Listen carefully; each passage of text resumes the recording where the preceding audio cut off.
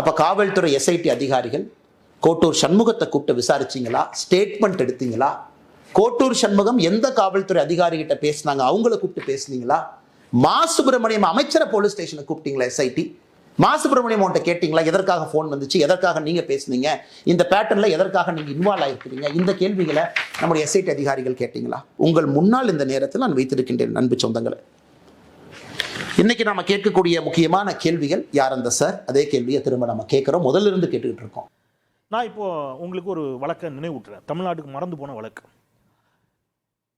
நிர்மலா தேவின்னு ஒரு பேராசிரியை, அவங்க பேசின ஆடியோ ரிலீஸ் ஆச்சு. யார்கிட்ட பேசினாங்க? ஒரு பல்கலைக்கழகத்தில் வேலை பார்க்கிற ஒரு பேராசிரியை மாணவிகளிடம் பேசுகிறார்.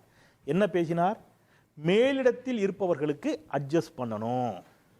அஇஅதிமுக ஆட்சி. யார் அந்த மேலிடம்? ஒரு வார்த்தை பயன்படுத்துறாங்க, கவர்னர் லெவல்.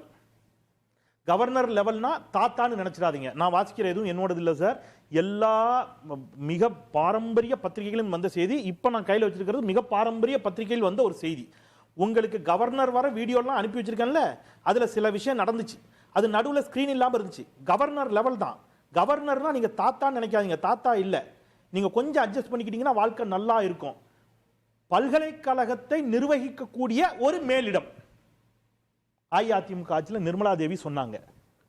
இப்ப நான் கேட்கிறேன், யார் அந்த தாத்தா? அந்த தாத்தாவை காப்பாத்துனா சார் யாரு? சார் ஆடியோ ஆதாரம் வெளியாச்சு சார்.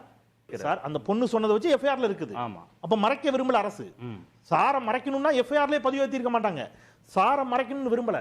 சரி, நீதிமன்றத்தின் கண்காணிப்புல தான் விசாரணை நடந்திருக்குது. நீதிமன்றம் காவல்துறையை பாராட்டுகிறது. நீதிமன்றம் என்ன சொல்றாங்க?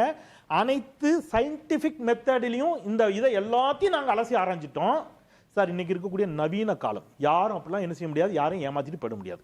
அப்போ நிர்மலா தேவி விவகாரத்தில் யார் அந்த தாத்தா? அந்த தாத்தாவை காப்பாற்றிய சார் யாரு? அன்னைக்கு அதிமுக ஆட்சி. இதுக்கு எடப்பாடி பழனிசாமி பதில் சொல்லணும்.